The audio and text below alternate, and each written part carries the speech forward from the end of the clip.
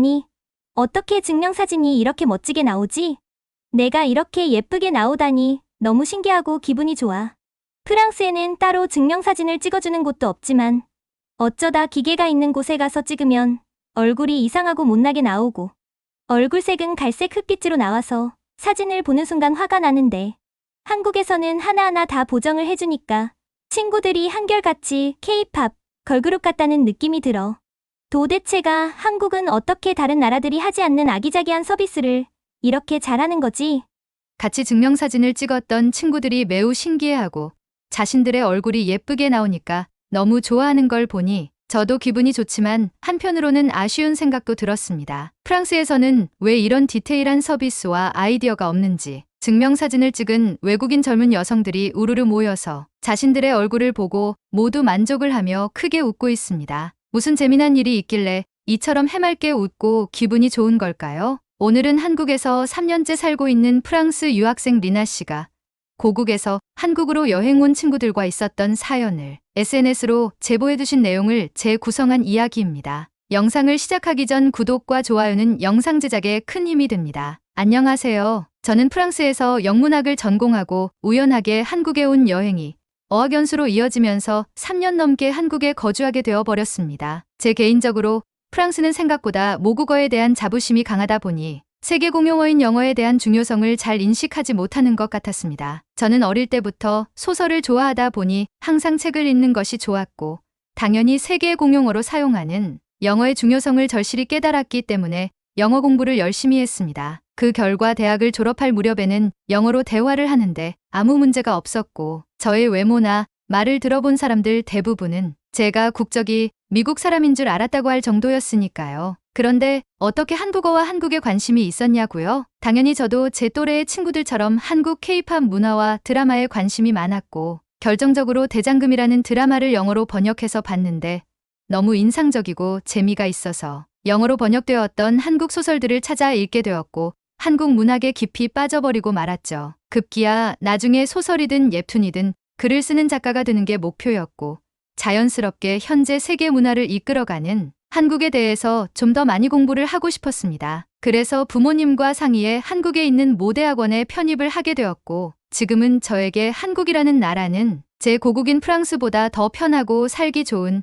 친근감 있는 나라가 되었습니다. 제가 한국에 온 지 3년 정도 되니까 프랑스에 있던 제 친구들이 저를 보고 싶어 한국으로 온다는 연락을 받았습니다. 그래서 저는 친구들에게 솔직하게 얘기해봐. 내가 보고 싶은 것보다 한국 문화와 K-팝 스타들을 볼 수 있을 것 같아서 오는 거 아니야?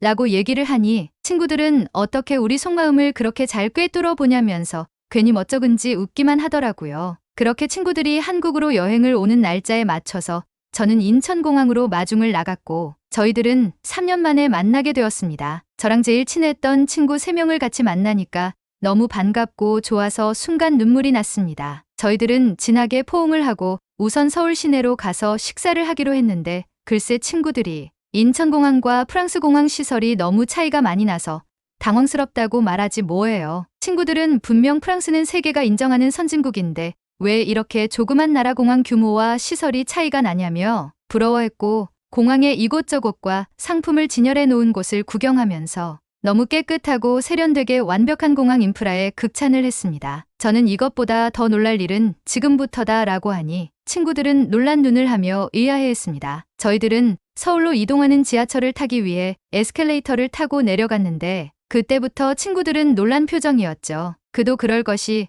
프랑스는 지하철에 가면 항상 의례적으로 맡아야 하는 암모니아 냄새가 엄청 많이 나거든요. 말이 암모니아 냄새지 오줌 지린내와 곰팡이 썩은 퀴퀴한 냄새가 매우 많이 납니다. 부끄럽지만 프랑스의 현실이고요. 특히 기온이 올라가는 날이면 더욱 심하게 나서 어쩔 땐 손수건으로 코를 막아야 될 정도로 악취가 장난이 아니거든요. 그런데 한국의 지하철은 너무 깨끗하고 냄새라고는 나지 않았으며 지하철 내부에 화장실이 완벽하게 갖추어져 있어서 프랑스 지하철에 익숙한 친구들이 놀랄 수밖에 없었습니다. 한국의 지하철은 세련된 스크린 도어, 깨끗한 첨단 열차, 내부의 완벽한 온도와 시설에 마치 친구들은 아주 후진국에서 온 것처럼 여기저기를 두리번거렸고 친구들이 더 신기했던 건 사람들이 소매치기 걱정을 하지 않은 듯 아무 걱정 없이 자신의 가방이나 소지품을 앞에 두거나 위에 올려놓는 행위에 친구들은 매우 놀라워했습니다. 사실 프랑스에서는 소매치기가 너무 많아서 반드시 가방은 앞으로 돌려 메어야 하고 자신의 물건을 잃어버리지 않으려면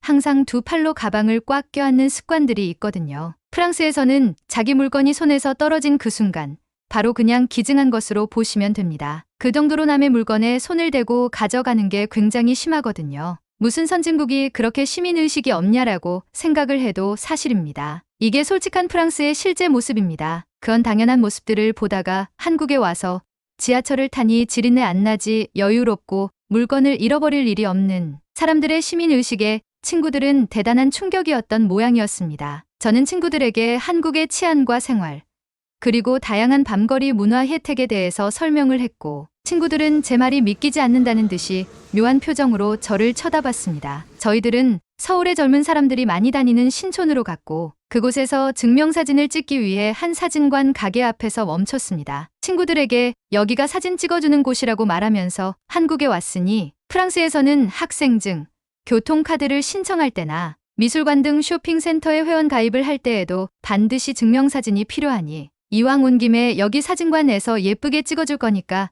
전부 만들어서 가라고 했습니다. 친구들은 매우 호기심 어린 표정으로 가게로 들어갔고 증명사진을 찍었는데 가게 사장님이 화면에 나온 보기 흉한 부분과 피부색, 표정 등을 완벽하게 보정을 한다는 설명을 할 때 친구들은 너무 놀라고 신기해했습니다. 프랑스는 이런 증명사진 찍어주는 가게도 없고 기껏해야 기계에서 번쩍하며 찍는 게 전부이거든요. 저는 그런 곳에서 찍었던 친구들 사진이 예쁘게 나온 모습을 본 적이 없었거든요. 가게 사장님은 1시간 후 찾으러 오라고 해서 저희들은 주위를 둘러보기로 했습니다. 첫 번째로 친구들 눈에 들어온 건 의외로 타월이었습니다. 프랑스 공산품은 대체적으로 질이 안 좋고 너무 비싸거든요. 그런데 한국 타월을 보고 만져보니 촉감도 너무 좋고 가격도 매우 착한 가격이어서 친구들은 각자 5개 이상씩 구입을 하면서 정말 한국 수건 부드럽고 좋다며 웃었습니다. 그리고는 옆 가게에서 진열해 놓은 우산을 보는 순간 친구들은 지금 비가 오지 않는데도 서로 구입하려고 난리가 났었는데요. 왜냐하면 프랑스는 겨울 내내 비가 오기 때문에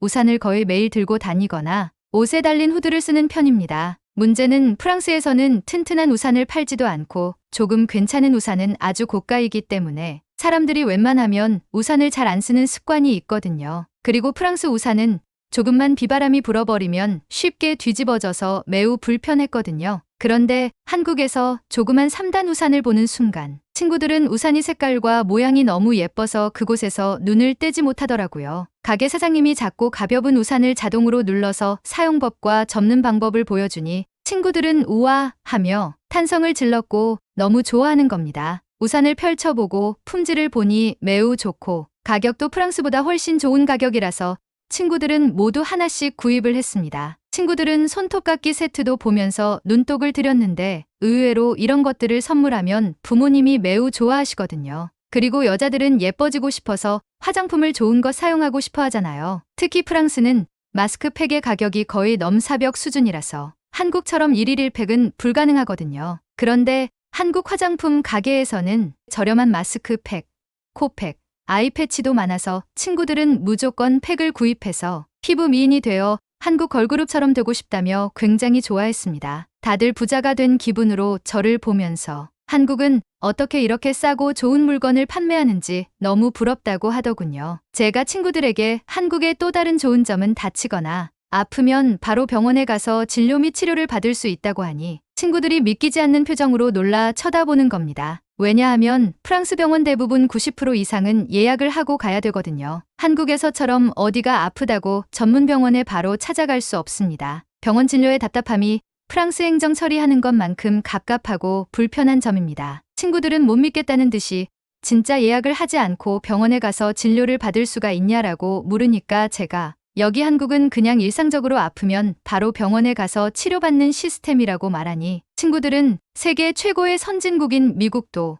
예약을 해야 되는데 어떻게 이런 조그만 나라에서 예약 없이 병원에 갈 수 있냐며 한국의 의료 시스템에 대단히 놀라워했습니다. 제가 친구들에게 한국 사람은 친분이 있거나 고마운 도움을 받으면 밥을 잘 사준다고 말을 하자 친구들이 매우 놀라는 겁니다. 사실 프랑스 사람은 돈에 인색할 정도로 매우 검소한 사람들이 많거든요. 어느 정도냐 하면 프랑스에서는 가족여행을 가더라도 무조건 n분의 1이거든요. 프랑스는 자신이 친구를 초대했음에도 불구하고 식당에 가면 영수증 금액 그대로 정확히 계산을 합니다. 심지어 동전 단위로 나오는 것도 정확하게 나누죠. 한국은 간식이 있으면 친구와 같이 나눠서 먹는데 프랑스 사람은 옆에 누가 있건 말건 자기만 딱 먹는 문화라서 모르는 사람들은 너무 냉정하다는 표현을 할 수도 있겠죠. 어느 게 좋은 건지 기준을 정할 수는 없지만 제 개인적으로는 한국 사람들처럼 서로 베풀고 정을 나누는 문화가 좋은데 프랑스는 절대로 바뀌지 않을 겁니다. 이런저런 쇼핑과 구경을 하고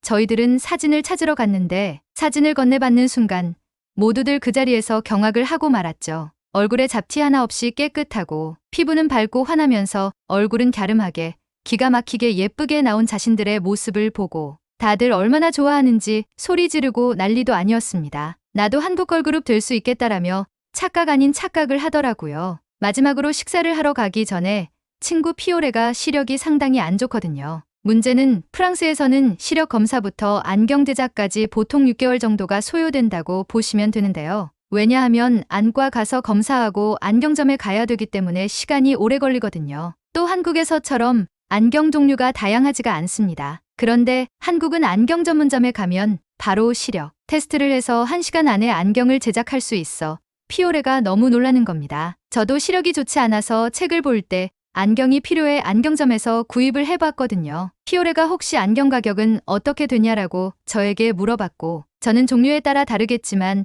아마 프랑스보다 5분의 1 정도로 가격이 착하다고 하니 피오레는 프랑스로 돌아가기 전에 꼭 구입을 해야겠다고 하면서 입을 다물지 못했습니다. 저희들은 한껏 기분이 좋아서 한국을 대표하는 삼겹살로 맛있게 식사하고 후식으로 커피와 아이스크림까지 먹고 나니 너무 행복한 겁니다. 친구들은 저보고 솔직하게 프랑스가 좋아 아니면 한국이 좋아라고 물어봤을 때 저는 부모님과 친구들이 있는 프랑스가 그립기는 하지만 막상 살아보니까 문화적 혜택과 치안 그리고 다른 외부적 요인들이 한국이 훨씬 편하고 좋다고 말했습니다. 어쩌면 한국에서 어학 연수가 끝날 때쯤 한국 국적을 취득할 수 있지 않을까라고 조심스레 말을 하니 친구들은 저에게 눈을 흘기며 너 혹시 우리 몰래 숨겨둔 한국 남자친구 있지? 라며 몰아붙였고 저는 아마 그럴지도 모르지 하면서 웃었습니다. 제 개인적인 생각으로 유럽 사람들이 한국에 와서 생활을 해보면 이곳만큼 의료, 치안, 행정, 문화 등 시민의식이 좋은 나라는 없을 거라고 생각할 겁니다. 우연찮게 한국을 알게 되어서 연수까지 왔지만 어쩌면 영원히 눌러앉을 수도 있겠다라는 생각이 자꾸만 드는 건 왜일까요? 저의 이야기는 여기까지였습니다. 시청해 주셔서 감사합니다.